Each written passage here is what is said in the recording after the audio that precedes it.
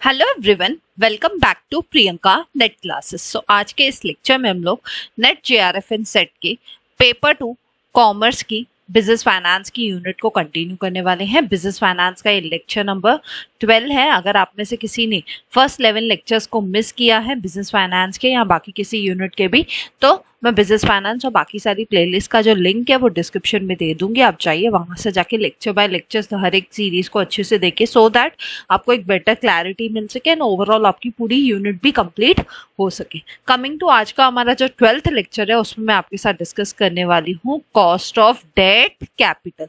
Last जो lecture था 11th lecture, उसमें मैंने आपके साथ डिस्कस किया था कॉस्ट ऑफ कैपिटल क्या होता है, राइट। और मैंने उसमें अलग अलग टाइप के कॉस्ट आपको सिखाए थे, राइट। आज के लेक्चर जो 12th लेक्चर है, यहाँ से बहुत इंपॉर्टेंट लेक्चर है, one of the most important lecture है 12th। अभी मैं ऑलमोस्ट एक 3-4 लेक्चर की पूरी एक सीरीज लेके आऊंगी। आज मैं डेट कैपिटल करा रही हूँ, नेक्स्ट लेक्चर में फिर मैं प्रेफरेंस कैपिटल कराऊंगी, कॉस्ट ऑफ प्रेफरेंस कैपिटल, फिर हम लोग कॉस्ट ऑफ इक्विटी कैपिटल देखेंगे एंड फिर फाइनली हम लोग देखेंगे कॉस्ट ऑफ रिटेन अर्निंग्स। ऐसे करके पूरे 3-4 लेक्चर लगेंगे cost of capital as a topic को पूरा कंप्लीट करने में। तो कॉस्ट ऑफ कैपिटल मैंने जैसे लास्ट लेक्चर में आपको बताया था, एक लेक्चर में होने वाला नहीं है, इसको 3-4 लेक्चर लगेंगे। और मैं पर्पसफुली क्या कर रही हूँ, थोड़ा शॉर्ट करके करा रही हूँ कि डेट कैपिटल का पूरा एक लेक्चर में, प्रेफरेंस कैपिटल का पूरा एक लेक्चर में, सो दैट आपको बेटर अंडरस्टैंडिंग में आ सके और वीडियो बड़ा भी ना रहे, राइट। एंड यहाँ से आपको 1 से 2 क्वेश्चन हमेशा कॉस्ट ऑफ कैपिटल से आता ही आता है पेपर में, इसलिए प्लीज वीडियो को एंड तक जरूर देखिएगा। चलिए स्टार्ट करते हैं, but before going on that मैं बता दूं, मेरा नाम प्रियंका नाथानी है। मैंने अपना नेट एंड जेआरएफ क्वालिफाई किया हुआ है कॉमर्स सब्जेक्ट से अपने पहले ही अटेम्प्ट में 99.55 परसेंटाइल के साथ ही साथ मैंने अपना नेट इन मैनेजमेंट भी क्वालिफाई किया हुआ है अपने पहले ही अटेम्प्ट में। साथ ही साथ मैंने महाराष्ट्र सेट को क्वालिफाई किया हुआ है कॉमर्स सब्जेक्ट से अपने पहले ही अटेम्प्ट में। So this was my brief background. Coming to जिन स्टूडेंट्स ने अभी तक टेलीग्राम चैनल को ज्वाइन नहीं किया है, उन सब के लिए मैंने टेलीग्राम चैनल का जो लिंक है वो डिस्क्रिप्शन में दे दिया है। आप जाइए वहां से जाके टेलीग्राम चैनल को जरूर से ज्वाइन कीजिए, बिकॉज पेपर से रिलेटेड कोई भी नोटिफिकेशन से अपडेट्स रहती हैं या लेक्चर से रिलेटेड कोई अपडेट्स रहती है तो वो सब टेलीग्राम पे आपके साथ मैं जरूर से शेयर करती हूँ। तो जाइए उस चीज का भी वहां से जाके बेनिफिट लीजिए। चलिए स्टार्ट करते हैं हमारा आज का लेक्चर। सबसे पहले तो definition of cost of capital दिया है। ये जो सारी की सारी 3 डेफिनेशंस आप देख रहे हो, तीनों की तीनों डेफिनेशंस मैंने कल वाले लेक्चर में 11th लेक्चर में डिस्कस की थी, राइट। अगर मैं शॉर्ट में बताना चाहूँ, कॉस्ट ऑफ कैपिटल क्या है? Cost of capital is the minimum required rate of earning. कम से कम आपको कितना अर्न करना पड़ेगा ताकि आप क्या कर सको, उस जो कैपिटल को आप रेस कर रहे हो उसका कॉस्ट बियर कर सको, right. Minimum rate of earning आपकी कितनी है, ठीक है। सपोज मैं प्रेफरेंस शेयर से पैसा रेज करी हूँ या इक्विटी कैपिटल से पैसा रेज करी हूँ, तो कम से कम अगर मुझे सपोज इक्विटी शेयर्स मिल रहे हैं या प्रेफरेंस सपोज मैं पैसा रेज करी हूँ और मुझे मिल रहा है से फॉर एग्जाम्पल 10% प्रेफरेंस शेयर्स मिल रहे हैं, ठीक है। प्रेफरेंस शेयर्स का परसेंटेज क्या है? 10%। तो मुझे हर साल प्रेफरेंस शेयर होल्डर्स को क्या देना पड़ेगा? 10% का डिविडेंड देना पड़ेगा, राइट। और ये 10% क्या है मेरा? ये 10% है मेरा कॉस्ट ऑफ कैपिटल। कम से कम मुझे ऐसे तो बिजनेस करना पड़ेगा जिससे मैं 10% की अर्निंग तो अर्न करूं, ताकि मैंने जो पैसा प्रेफरेंस शेयर्स के थ्रू रेज किया है उस पे मैं क्या कर सकूं, उनको उनका कॉस्ट पे बैक कर सकूं, राइट। तो cost of capital is nothing but the minimum rate of return या मिनिमम अर्निंग रिक्वायर्ड, ठीक है।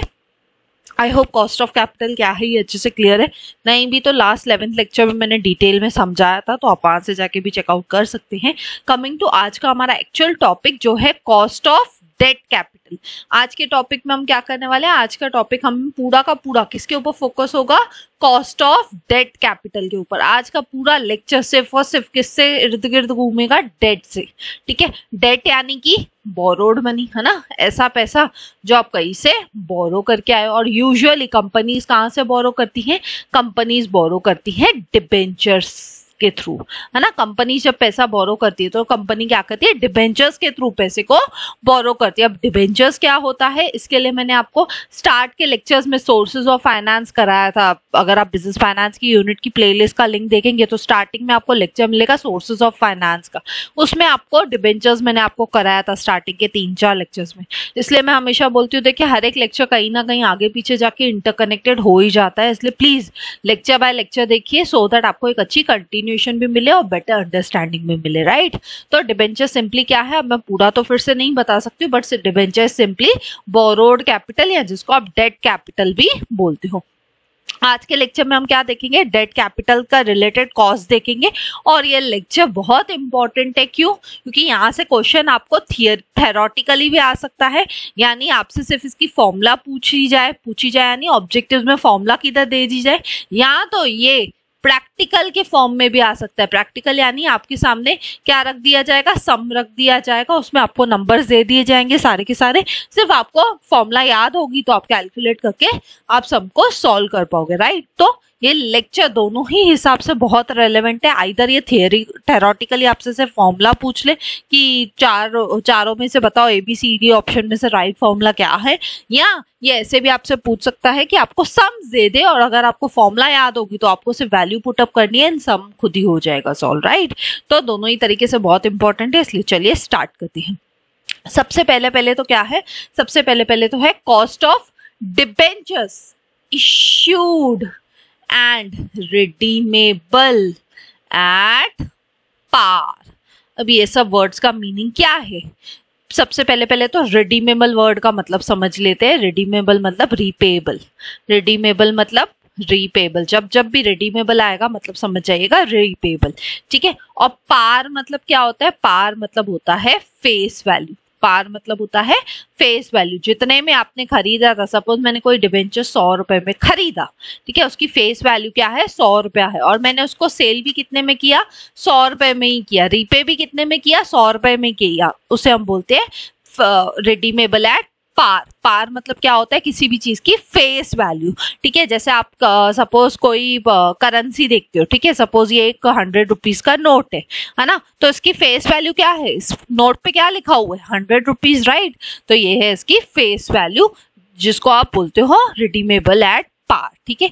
तो क्या बोल रहा है, सबसे पहली चीज वो क्या बोलता है, cost of debentures issued and redeemable at par. जब भी आप डिबेंचर्स को क्या करते हो, इशू कर रहे हो और फिर रिडीम किस पे कर रहे हो, पार पे, यानी आपने जब इशू किया था अब आपके रिडम्पशन का टाइम आ गया होगा, या तो इशू का टाइम चल रहा है, और जब भी आप दोनों में से कोई भी चीज कर रहे हो, या तो आप इशू कर रहे हो या तो आप रिडीम कर रहे हो, लेकिन वो कैसे कर रहे हो, पार पे कर रहे हो, पार पे कर रहे हो यानी फेस वैल्यू पे कर रहे हो, जितने का वो डिबेंचर है आप उतने ही प्राइस पे उसको बेच रहे हो। अगर वो डिबेंचर से फॉर एग्जांपल 100 रुपीज का है तो आप 100 में ही बेच रहे हो, उसकी फेस वैल्यू अगर 100 है तो आप 100 में बेच रहे हो, ठीक है, तो उसे हम बोलते हैं पार, ठीक है। अब इसकी फॉर्मूला क्या है, इसकी फॉर्मूला है ये KD इक्वल्स टू, इसकी फॉर्मूला क्या है, cost of debentures issued and redeemable at par की KD is equals to I1 minus tax, ठीक है। अब ये क्या है, KD is your cost of debenture after tax, ठीक है। I क्या है, I है आपका एनुअल इंटरेस्ट पेमेंट, ये I क्या है, एनुअल इंटरेस्ट पेमेंट। आप डिबेंचर होल्डर्स को क्या देते हो, डिबेंचर होल्डर्स को हम लोग हमेशा उनका रिटर्न क्या देते हैं, इंटरेस्ट देते हैं ना, तो एनुअल इंटरेस्ट पेमेंट कितना आपको उनको एनुअली इंटरेस्ट पे करना है, 10%, 8%, 5%, वो यहाँ पे आएगा। और T क्या है आपका, टैक्स रेट, यहाँ पे जो T दिख रहा है आपको ये है आपका टैक्स रेट, और ये 1 क्या है, 1 इज योर बेस, ठीक है, बेस यानी ये फॉर्मूला में कांस्टेंट रहेगा, ठीक है। तो cost of debentures issued and redeemable at par, अगर आपको डिबेंचर्स को इशू करना है या रिडीम करना है पार पे, तो उस केस में आपकी फॉर्मूला क्या बन जाएगी, आपकी फॉर्मूला बन जाएगी ये KD is equals to I1 minus T। और प्लीज ये फॉर्मूला को लिख के रखिएगा, प्लीज इस लेक्चर का सबसे मेन पर्पस यही है कि आप इनको फॉर्मूलास को लिख के रखिए, बिकॉज अगर इसमें सम्स आ गए तो आपको क्या दे देंगे सम्स में, वो KD आपसे पूछ लेगा, I आपको दे देगा 10%, 5% कुछ भी, तो यहाँ पे आप 0.10, 0.5 ऐसे करके लिख देना। 1 माइनस टैक्स का रेट भी आपको दे देगा 40%, 30%, 20%, तो आप वैल्यू पुटअप करोगे, आपका सॉल्यूशन आ जाएगा, राइट। तो बहुत जरूरी है कि आपको फॉर्मूलाज याद होने चाहिए, इसलिए पूरा आप फॉर्मूला को जैसे मेरी स्लाइड पे लिखा हुआ आप अच्छे से अपने नोट्स में लिख के रखिए एंड इसकी रिवीजन करते रहिएगा, ठीक है। आई होप ये जो फर्स्ट फॉर्मूला है कॉस्ट ऑफ डिबेंचर्स इशूड और रिडीमेबल एट पार की, ये अच्छे से क्लियर है, ठीक है। कमिंग टू सेकेंड जो है cost of redeemable debentures issued at premium और डिस्काउंट। अब भी डिबेंचर्स कैसे है, रिडीमेबल है, रिडीमेबल यानी कि रीपेएबल है ना। आप क्या कर रहे हो, ऐसे डिबेंचर्स को इशू कर रहे हो जो रीपेएबल है, और वो रीपेएबल किस पे है, प्रीमियम पे है या तो डिस्काउंट पे। अब प्रीमियम क्या होता है, premium is more than face value. Premium क्या होता है, मोर देन फेस वैल्यू। से फॉर एग्जाम्पल ये डिबेंचर है, ठीक है, 100 रुपीज का, इसकी फेस वैल्यू कितनी है 100, इस डिबेंचर पे कितना लिखा हुआ है 100 रुपीज, लेकिन आप इसको क्या कर रहे हो, आप इसको रीपे कितने में कर रहे हो 120 में। कितने में रीपे कर रहे हो 120 में, तो एक्स्ट्रा आपने कितना पे किया 20 रुपीज है ना। तो वो 20 रुपीज क्या है, प्रीमियम। प्रीमियम मतलब more than the face value, आपकी जितनी भी फेस वैल्यू है अगर आप उससे ज्यादा पैसा देके रीपे कर रहे हो अपने डिबेंचर्स को तो उसे हम कहते हैं प्रीमियम, ठीक है। और उसका एग्जैक्ट ऑपोजिट हो सकता है डिस्काउंट। डिस्काउंट क्या होता है, सपोज किसी डिबेंचर्स की से फॉर एग्जांपल फेस वैल्यू है 100 रुपीज, ये है इसकी फेस वैल्यू, ठीक है।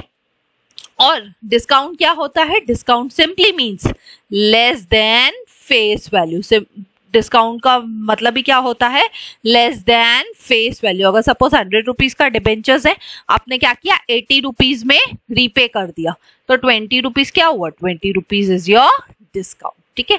तो ये चीज याद रखिएगा, पार, प्रीमियम, डिस्काउंट, ये तीनों चीजें आपको याद रखनी है। यहाँ पे मैं आपके लिए शॉर्ट में चार्ट बना देती हूँ। पार मतलब, पार बोलेंगे तो फेस वैल्यू एग्जैक्ट था, पार मतलब फेस वैल्यू, ठीक है। प्रीमियम बोलेंगे तो more than the face value. Premium मतलब भी क्या होता है, मोर देन फेस वैल्यू, ठीक है। और डिस्काउंट क्या होता है, डिस्काउंट होता है आपका less than face value. Discount क्या होता है आपका, लेस देन फेस वैल्यू, ठीक है। ये तीन चीजें अगर आपको क्लियर होंगी तो आप बाकी तो पूरा फॉर्मूला लगाओगे एंड आंसर मिल जाएगा, राइट। तो अब क्या है, सेकंड जो हमारा है वो क्या है, कॉस्ट ऑफ रिडीमेबल यानी repayable debentures issued at premium और डिस्काउंट। अब क्या कर रहे हो, जो डिबेंचर्स आपने पहले इशू किए थे प्रीमियम पे या तो डिस्काउंट पे, अब उनको रीपे करने का टाइम आ गया है, तो उस केस में फॉर्मूला क्या हो जाएगी, आपकी फॉर्मूला हो जाएगी ये KD। मैं यहाँ पे साइड पे फॉर्मूला लिख रही हूँ फिर से आपके अंडरस्टैंडिंग के लिए। KD is your cost of debenture capital is equals to I is your annual interest payment, 1 minus T, यानी पहले वाली तो इतनी फॉर्मूला तो सेम ही चल रही है, प्लस RV यानी redemption value of debentures, minus NP is your net proceeds. NP क्या है, नेट प्रोसीड्स, डिवाइड बाय इस पूरे को डिवाइड करना है किससे, n से। यहाँ पे मैंने इसलिए ऐसे लिखा है डिवाइड बाय n, और ये पूरे को फिर डिवाइड किससे करना है, RV plus NP divide by 2। अब ये RV क्या है, NP क्या है, ये समझना पड़ेगा, है ना। तो आए तो आपको समझ में आ गया, इंटरेस्ट, T भी पता है आपको, टैक्स, क्योंकि पहले फॉर्मूला में ये आया था। RV क्या है, RV is your redemption value of debentures. आप किस वैल्यू पे अपने डिबेंचर्स को रीपे कर रहे हो, रिडीम कर रहे हो, that is your RV, face value plus premium minus discount. Redemption value कैसे मिलेगी, जो भी आपकी फेस वैल्यू है, से फॉर एग्जांपल मेरी फेस वैल्यू है 100 रुपीज, प्लस अगर मेरा कुछ प्रीमियम पे मैं रिडीम करने वाली हूँ तो, या माइनस अगर मैं कुछ डिस्काउंट पे रिडीम करने वाली हूँ तो, ठीक है।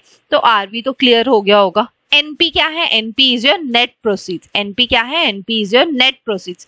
नेट प्रोसीड्स कैसे मिलेगा, face value of debenture plus premium minus discount minus flotation cost. अब आप पूछेंगे मैम फ्लोटेशन कॉस्ट क्या होती है।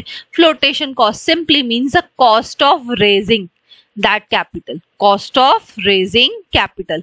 जब भी आप कोई भी कैपिटल को रेज करते हो तो कुछ ना कुछ उसके साथ आपको खर्चा करना पड़ता है, राइट। मे बी आप अंडर राइटर्स को पे करते हो, मे बी आप इशू करने के लिए बैंकर्स को पे करते हो, तो जो भी खर्चा रेस करने के टाइम पे आपको बाकी खर्चे करने पड़ते हैं, so that is called as flotation cost. Maybe आप अंडर राइटर्स को पे कर रहे हो, बैंकर्स को पे कर रहे हो, मे बी आप इशू कर रहे हो तो उस टाइम पे आपको कुछ लीगल चार्जेस पे करने पड़े, कुछ भी ऐसा खर्चा, तो वो सारा का सारा क्या होता है आपका फ्लोटेशन कॉस्ट, ठीक है।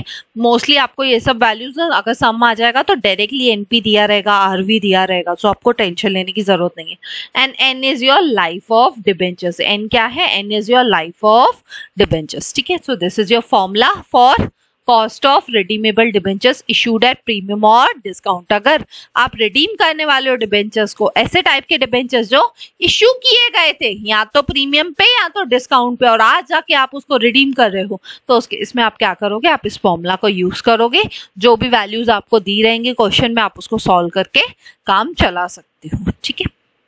प्लीज इस फॉर्मूला को लिख के रखिएगा सो दैट आपको याद रहे, ठीक है। Coming to last and final formula जो है हमारी, या लास्ट कॉस्ट ऑफ डेट जो है हमारा, cost of irredeemable debentures issued at premium और डिस्काउंट। अब प्रीमियम क्या है, डिस्काउंट क्या है, ये तो मैं समझा चुकी हूँ। इररिडीमेबल क्या होता है, इररिडीमेबल का मतलब होता है नॉन रिपेबल। इररिडीमेबल का मतलब क्या होता है, नॉन रिपेबल, ऐसा डिबेंचर जो आप रीपे ही नहीं करने वाले हो, मतलब आप पैसा ही नहीं देने वाले हो, राइट।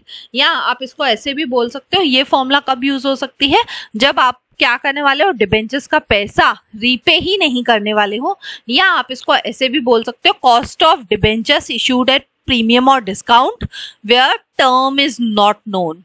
टर्म अगर आपको नहीं पता है, कितने टाइम के लिए आपने डिबेंचर्स को रेज किया है, अगर तब नहीं पता है आपको, तो उस केस में आप इस फॉर्मूला को यूज कर सकते हो। फॉर्मूला क्या है आपकी, ये रही आपकी formula, K D is equals to 1 minus T divide by N P. K D is equals to I 1 minus T upon N P, ठीक है। अब के डी क्या है आपका, कॉस्ट ऑफ डिबेंचर, आई क्या है आपका, एनुअल इंटरेस्ट पेमेंट, 1 तो आपका बेस है, टी क्या है आपका, tax, divide by NP. NP is your net proceeds of debentures. वो कैसे मिलेगा, आपकी जो भी फेस वैल्यू होगी plus premium minus discount minus अगर कुछ फ्लोटेशन कॉस्ट है तो, ठीक है। आई होप ये क्लियर है, cost of irredeemable debentures issued at premium और डिस्काउंट, ठीक है। आई होप ये तीनों फॉर्मूलाज अच्छे से क्लियर है। So thank you. यहाँ पे आपका कॉस्ट ऑफ डेट कैपिटल, ठीक है, कॉस्ट ऑफ डेट कैपिटल की तीनों फॉर्मूलाज अच्छे से कंप्लीट होती है। मैंने अच्छे से एक्सप्लेन करने की कोशिश की एक एक टर्म को, एक एक चीज को, सो दैट पेपर में अगर सिर्फ आपको ऑब्जेक्टिव टाइप क्वेश्चन में अगर फॉर्मूला की तरह आ जाती है तो आप फॉर्मूला को भी इजीली समझ पाओगे कौन सी फॉर्मूला राइट है, रॉन्ग है। और अगर पेपर में आपसे प्रैक्टिकल पूछा जाता है तो मैंने फॉर्मूला सारी डिस्कस कर ली आपके साथ, अगर आप क्या करोगे, वैल्यू पुटअप करोगे तो आपके आंसर्स आ जाएंगे, राइट। सो थैंक यू, मिलते हैं नेक्स्ट वीडियो में। अगर आपको वीडियो अच्छा लगा तो प्लीज लाइक कीजिए, कमेंट करके मुझे जरूर बताइए, ज्यादा से ज्यादा लोगों तक शेयर कीजिए, बिकॉज ज्ञान बांटने से ही बढ़ता है। एंड सब्सक्राइब कीजिए अगर आप न्यू है तो। मिलते हैं नेक्स्ट वीडियो में, till then bye bye, take care.